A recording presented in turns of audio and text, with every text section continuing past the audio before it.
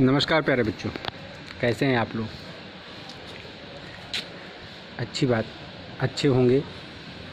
आज हम आपको कक्षा 9 में मैथिली शरण गुप्त जी की रचना है पंचवटी को पढ़ाऊंगा। इस पंचवटी में लक्ष्मण जी के धैर्य और उनका त्याग को दर्शाया गया है। लक्ष्मण जी बड़े धैर्यवान हैं और अपनी धैर्य का परिचय देते हुए उस पंचवटी में राम सीता के कुटिया का जो प्रहरी रूप में रक्षा करते हैं, देख रेख करते हैं, उसका वर्णन है। और रात का पहर है, रात्र में प्रकृति भी बड़ी ही मनोरम है और इस प्रकृति में वो और भी मनोरम है।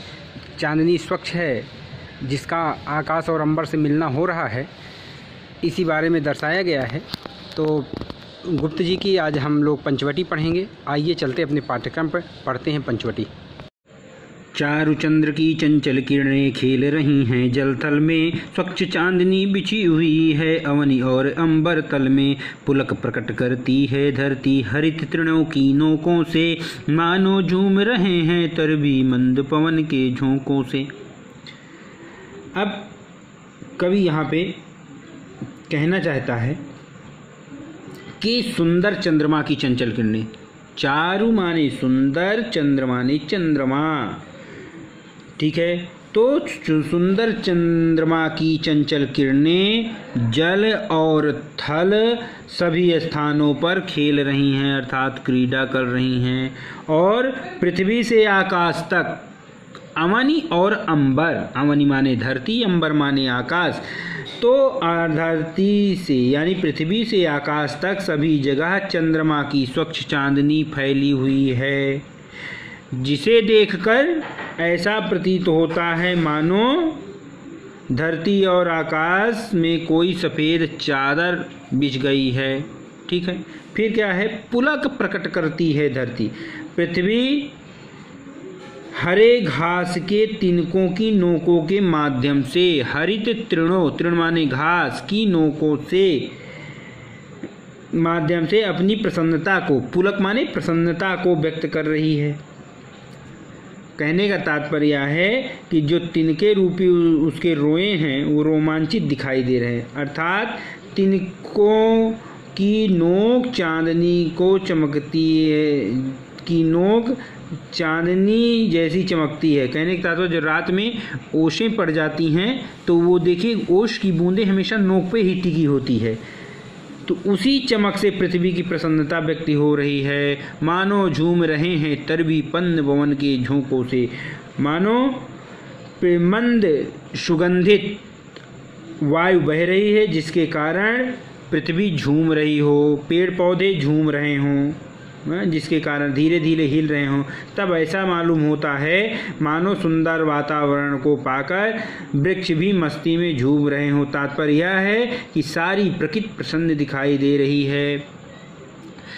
इसके बाद जो इसमें आपका काव्य सौंदर्य है, रस श्रृंगार है, शांत है, भाषा खड़ी बोली है, शैली भावात्मक है, गुण माधुर्य है, प्रसाद है, छंद तांटक छंद है जिसके प्रत्येक चरण में 30 मात्राएं होती हैं। अलंकार अनुप्रास उत्प्रेक्षा और मानवीकरण है। चारुचंद्र की चंचल किरणों में अनुप्रास अलंकार है और मानो में उत्प्रेक्षा अलंकार है, मानो झूम रही है पृथ्वी, और शब्द शक्ति अभिधा और व्यंजना है। अब अगला छंद देखते हैं। पंचवटी की छाया में है सुंदर पर्ण कुटीर बना, जिसके सम्मुख स्वच्छ शिला पर धीर वीर निर्भीक मना। जाग रहा यह कौन धरुरधर जबकि भुवन भर सोता है, भोगी कुसुमायुध योगी सा दृष्टिगत होता है। अब यह पंक्ति लक्ष्मण जी के लिए, लक्ष्मण के व्यक्तित्व, उनकी निष्ठा राम के प्रति और सीता मैया के प्रति, उनकी सतर्कता का सुंदर चित्रण किया गया है इस छंद में। पंचवटी की छाया में है, पंचवटी माने वो पत्तों से बनाई गई कुटिया जिसको आजकल की भाषा में छप्पर कहते हैं, में पंचवटी में बनी पर्णकुटी, पत्तों पर जो पत्तों की कुटी बनी है छप्पर पर लक्ष्मण को पहरा देखते हुए देख गुप्त जी कहते हैं कि पंचवटी की छाया में पत्तों की एक सुंदर कुटिया बनी हुई है। पर्ण माने पत्ता, कुटी माने कुटिया। और इस कुटिया के सामने, जिसके सम्मुख इस कुटिया के सामने एक साफ सुंदर, स्वच्छ माने साफ सुंदर शिला पर, साफ सुथरी शिला यानी पत्थर पर, धीर माने धैर्यवान, वीर माने वीर, निर्भीक माने निडर पुरुष कौन है? कौन है जो धनुष बाण लिए जाग रहा है जबकि सारा संसार सो रहा है? इतनी रात हो गई है फिर भी यह जाग रहा है। भोगी कुष्मायुध योगी सा दृष्टिगत होता है, मानो उसे देखकर ऐसा लगता है मानो कोई भोगी कामदेव, भोगी माने कामदेव, और सांसारिक सुखों में लिप्त, भोगी माने सांसारिक सुखों में लिप्त, कुष्मायुध माने कामदेव स्वयं योगी के रूप में आकर यहाँ बैठ गए हों। तो जो अभी मैंने पहले ही व्याख्या बताई, काव्य सौंदर्य बताया, वही है। भाषा शुद्ध खड़ी बोली है, शैली भावात्मक है, रस शांत है, छंद टांटक है, गुण प्रसाद है, अलंकार जो ये भोगी कुष्मा युद्ध योगी सा, इसमें उपमा अलंकार है, अनुप्रास शब्द में है, शब्द शब्द अभिधा है। अब आगे अगले छंद में, किस व्रत में है व्रती वीर, यह निद्रा का यो त्याग किए, राजभोग के योग विपिन में बैठा आज विराग लिए, बना हुआ है प्रहरी जिसका उस कुटीर में क्या धन है, जिसकी रक्षा में रतीश का तन है, मन है, जीवन है। अब कवि की कल्पना देखिए, कितना सुंदर वर्णन कर रहे हैं कि वनवास का समय है, श्री राम और सीता मैया पंचवटी में विराजमान हैं, कुटिया में सोए हुए हैं, रात्रि का समय है, और रात के समय में लक्ष्मण जी जब बाहर पहरा दे रहे हैं, तो लक्ष्मण का पहरा देते हुए देखकर कवि यह कहता है कि किस व्रत में है व्रती वीर, यह यानी व्रत माने यहाँ पे प्रतिज्ञा, कि यह व्रती यानी यह प्रतिज्ञाधारी वीर लक्ष्मण कौन सी प्रतिज्ञा धारण कर लिया है, जो अपनी नींद को त्याग कर लीन है, यानी किस साधना में लीन है, राजभोग के योग विपिन में। यह तो देखने से लगता है कि किसी राज्य का सुख भोगने योग्य है, लेकिन यह तो आज विराग माने वैराग्य धारण कर, विपिन माने जंगल में क्यों बैठा है। आखिर इस कुटिया में बना हुआ है प्रहरी जिसका उस कुटीर में क्या धन है, उस कुटीर में क्या धन है, मतलब आखिर इस कुटिया में कौन सा धन है जिसका यह युवक इतनी तन्मयता से पहरा दे रहा है। मैंने इस पंक्ति को उस कुटीर में क्या धन है को पहले बता दिया, बना हुआ है प्रहरी जिसका बाद में कर दिया अर्थ समझने के लिए कि आखिर इस कुटिया में ऐसा कौन सा धन है जिसकी सुरक्षा यह युवक बड़ी तन्मयता से कर रहा है, यानी पहरा दे रहा है, जिसकी रक्षा में रत है, इसका तन है मन है।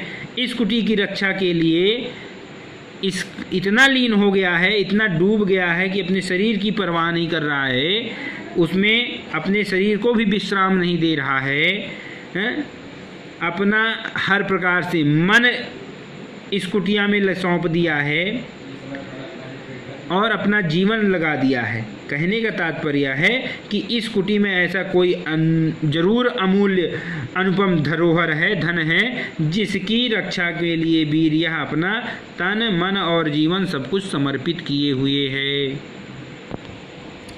मर्तलोक मालिन्य मेटने स्वामी संग जो आई है, तीन लोक की लक्ष्मी ने यह कुटी आज अपनाई है, वीर वंश की लाज यही है, फिर क्यों वीर न हो प्रहरी, विजन देश है निशा शेष है, निशाचरी माया ठहरी।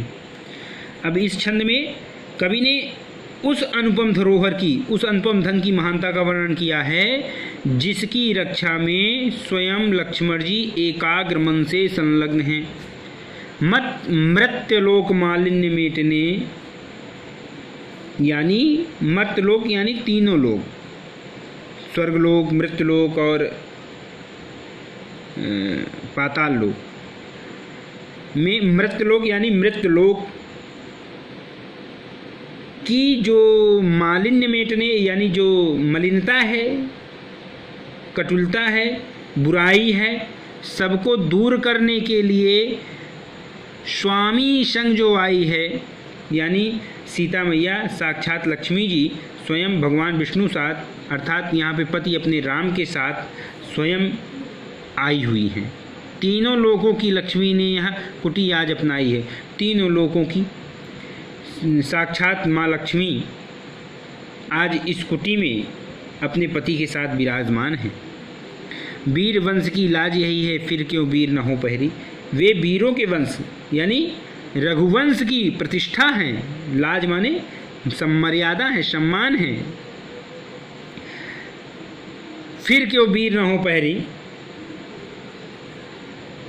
कि यदि सीता जी की प्रतिष्ठा में कोई आँच आती है तो रघुकुल की प्रतिष्ठा पर धब्बा लगेगा, कलंक लगेगा। इसलिए लक्ष्मण जैसा प्रहरी यहाँ नियुक्त हुआ है, यानी वो रक्षा कर रहे हैं। विजन देश, विजन माने होता है निर्जन। विजन अंग्रेजी का भी शब्द है, लेकिन यहाँ पे विजन माने निर्जन से मतलब है। वह निर्जन वन में, विजन देश है यानी वह निर्जन वन में निशा शेष है, आधी रात भी बहुत शेष है। निशा माने रात्रि भी बहुत शेष है। पर यहाँ निशाचरी, निशाचरी माने होता है राक्षस लोग, निशाचर निशाचरी, राक्षस राक्षसिनियाँ। तो यहाँ राक्षस लोग चारों ओर घूम रहे हैं। वे अपनी माया का जाल फैलाकर कोई भी विपत्ति, कोई भी दुख, मुसीबत खड़ी कर सकते हैं। अतः रात्रि के समय इस निर्जन प्रदेश में मायावी राक्षसों के बचने के लिए लक्ष्मण जैसा वीर ही उपयुक्त पहरेदार हो सकता है। ठीक सब कुछ वही है काव्य सौंदर्य में जो पहले वाले छंद में बताया गया है। कोई पास न रहने पर जो जन मन मौन नहीं रहता, आप आपकी सुनता है वह आप आपसे है कहता। बीच बीच में इधर उधर दृष्टि डाल कर मोदमयी, मन ही मन बातें करता है धीर धनुर्धर नई नई। अब रात्रि का समय है, लक्ष्मण जी पहरा दे रहे हैं, तो उनके पास कोई नहीं है।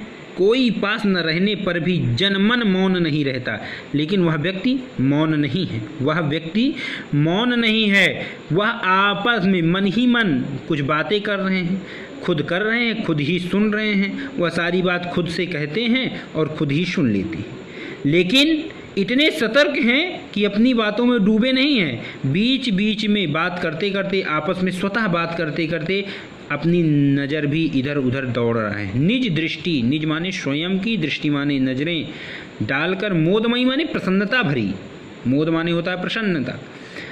तो अपनी प्रसन्नता भरी दृष्टि चारों ओर देख लेते हैं, कहीं कुछ हो तो नहीं रहा है।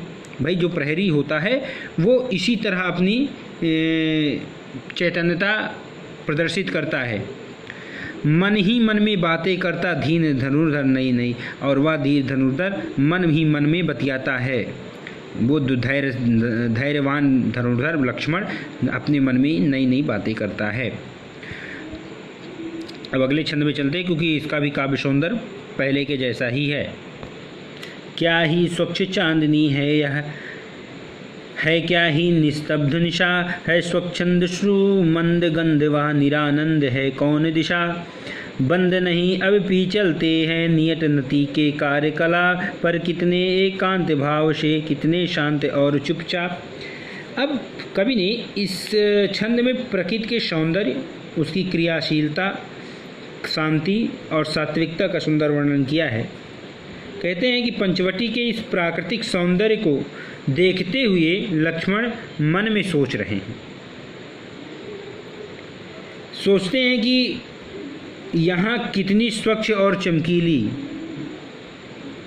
चांदनी है। स्वच्छ चांदनी, निस्तब्ध माने शांत, निशा माने रात्रि, और रात्रि भी बहुत शांत है स्वच्छंद, सुगंधित, स्वच्छ सुगंधित वायु मंद मंद धीरे धीरे बह रही है। पंचवटी में किस ओर आनंद नहीं है, अर्थात सभी ओर आनंद है। इस समय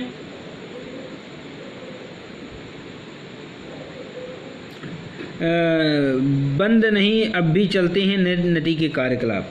इस समय चारों ओर पूर्ण शांति है, सभी लोग सो रहे हैं, लेकिन जो नियत रूपी नदी अपने कार्यकलाप कर रही है वो बहुत शांत भाव से चुपचाप पूरा करने में लगी हुई है। नियत नदी यानी समय के चक्र, नियत नदी माने समय का चक्र।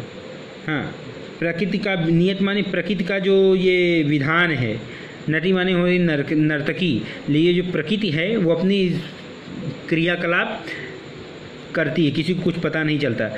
अब प्रकृति ही है, पृथ्वी चारों ओर घूम रही है लेकिन किसी को आभास नहीं हो पाता है। उसी तरह रात्रि धीरे धीरे बीत जाएगी, पर कितने एकांत भाव से, कितने शांत और चुपचाप। उसी की नियत रूपी नर्तकी अपने क्रियाकलापों को बहुत ही शांति से संपन्न कर रही है और वह अकेले ही अपने सारे कर्तव्यों का निर्वाह किए जा रही है। तो इसमें जो काव्य सौंदर्य है उसमें भाषा खड़ी बोली है, छंद तांटक है, रस शांत है, अलंकार अनुप्रास रूपक है, शब्द शक्ति अभिधेय लक्षणा है, रस शांत है।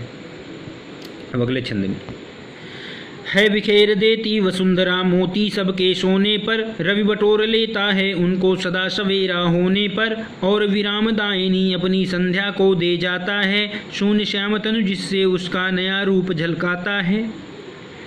अब प्रस्तुत पंक्तियों में कवि ने पंचवटी की जो प्राकृतिक सौंदर्य का मनोहारी चित्रण किया है और वो चित्रण लक्ष्मण जी के माध्यम से कराया है कि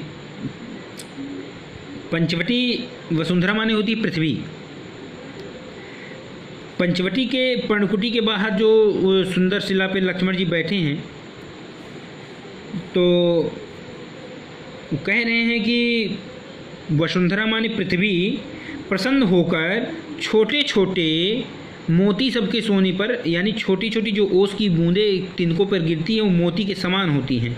तो पृथ्वी प्रसन्न होकर छोटे छोटे ओस के कणों से सर्वत्र मोतियों का खजाना बिखेर देती है।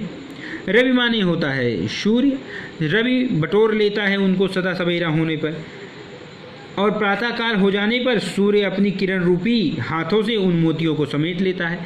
तात्पर्य यह है कि ओस के कण मोतियों के समान दिखाई देते हैं और मोती के समान चमकने वाले ओसों के कण को सूर्य अपनी किरणों के ताप से सुखा देता है।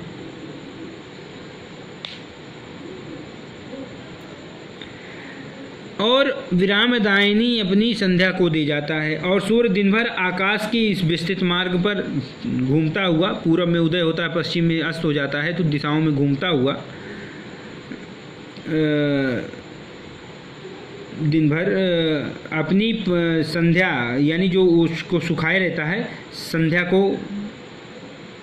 के समय उसे विश्राम मिलता है, उसी समय ओस की मोतियों को दे जाता है। कहने का तात्पर्य है कि सूर्य प्रातःकाल के समय जो ओस को बटोरे रहता है मोतियों को, वो विश्राम दायिनी संध्या को दे जाता है उपहार में, और शून्य श्याम तनु जिससे उसका नया रूप झलकाता है। फिर संध्या काल के समय, शून्य माने आकाश, श्याम माने सायंकाल के समय आकाश में अंधकार छा जाता है, और तनु माने शरीर, जिसके कारण उसका शरीर श्याम वर्ण का हो जाता है और नया रूप झलकाता है। संध्या सुंदरी उन मोतियों से अपना रूप श्रृंगार करती हैं, उससे उनके सांवले शरीर में एक नया सौंदर्य उत्पन्न हो जाता है। कहने का तात्पर्य है कि सूर्य दिन भर तो चमकता है, ओस की कणों को ले लेता है, लेकिन शाम होते हुए फिर ओस की कणें पुनः संध्या के होते ही वो धरती पर गिरने लगती हैं।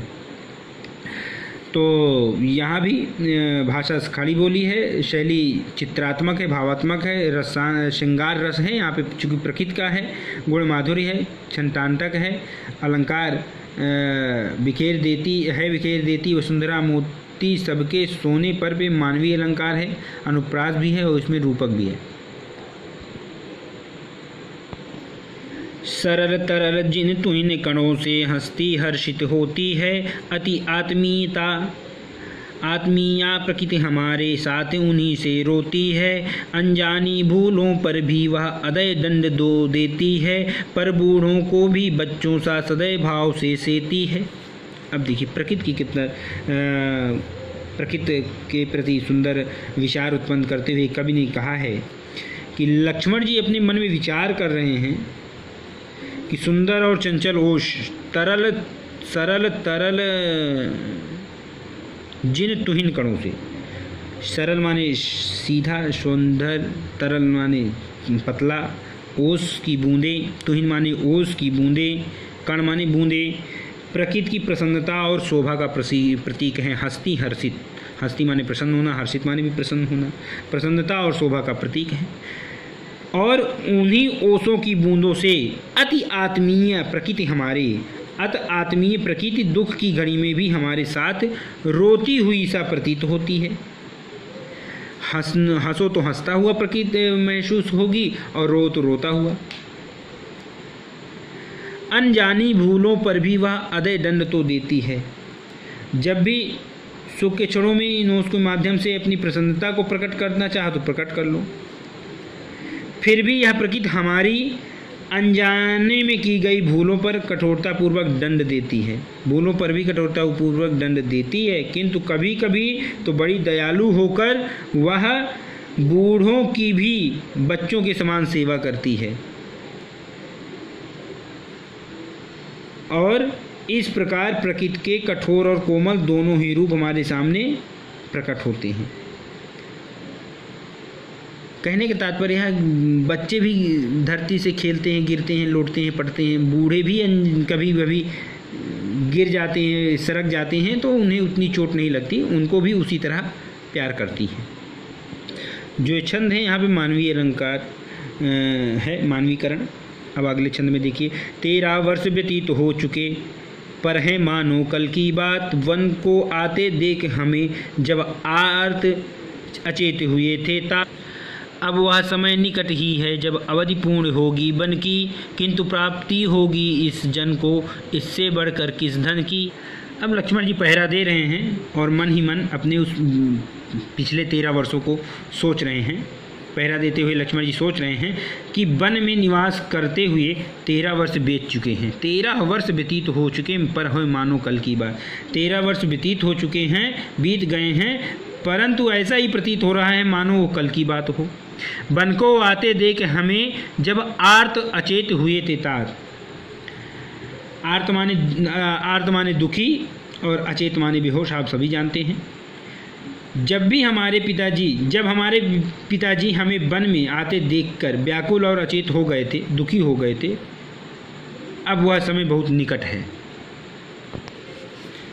अब वह समय बहुत निकट है जब वनवास की अवधि माने समय पूर्ण हो जाएगा, किंतु प्राप्ति होगी इस जन को इससे बढ़ के किस धन को। हम अयोध्या लौटे, किंतु मुझे श्री राम और सीता की सेवा करने से जो आनंद यहाँ मिल रहा है, किंतु प्राप्ति होगी इस जन को, इस जन माने स्वयं को कह रहे हैं, इससे बढ़ के किस धन की। यानी जो स्वयं भगवान तीनों लोकों की देवी माँ लक्ष्मी, तीनों लोकों के पिता माँ विष्णु की जो सेवा करे, इससे बढ़कर कौन सा धन, कौन सा वैभव, कौन सा खजाना, कौन सा राज्य मिल पाएगा। लक्ष्मण यह कह रहे हैं कि इससे बढ़कर कुछ भी नहीं है। कहने का तात्पर्य यह है कि मुझे भ्रातृ भक्ति रूपी जो सर्वश्रेष्ठ और महान धन यहाँ प्राप्त हो रहा है, अयोध्या में वह दुर्लभ है। और आर्य को राजभार तो वे प्रजार्थ ही धारेंगे, व्यस्त रहेंगे हम सबको भी मानो विवश विचारेंगे, कर विचार लोकोपकार का हमें न इससे होगा शोक, पर अपना हित आप नहीं क्या कर सकता या नरलोक। अब लक्ष्मण जी पंचवटी की कुटिया में ही प्रहरी हैं और 1 वर्ष बाद उन्हें अयोध्या लौट जाएंगे, उसी पे विचार कर रहे हैं कि वनवास की अवधि पूर्ण करके जब हमारे भैया और आर्य को राजभार तो वे प्रजार्थ ही तारेंगे, जब भैया श्री राम अयोध्या लौटेंगे, बड़े भाई राम, तो क्या मिलेगा, ये सोच रहे हैं। लक्ष्मण स्वयं को उत्तर देते हुए कह रहे हैं कि वे राजभार संभाल लेंगे और वे यह भार तो प्रजा के भलाई के लिए प्रजार्थ ही धारेंगे, यानी प्रजा के भलाई के लिए ही धारण करेंगे। तब व्यस्त रहेंगे, तब वे राजकार्य में इतने व्यस्त हो जाएंगे कि हम सबको भी मानो विवश विसारेंगे, विवश होकर वे हम लोगों को भी भूल जाएंगे। यानी वो राज्य की प्रजा की भलाई के लिए व्यस्त इतना हो जाएंगे कि हम सबको भूल जाएंगे।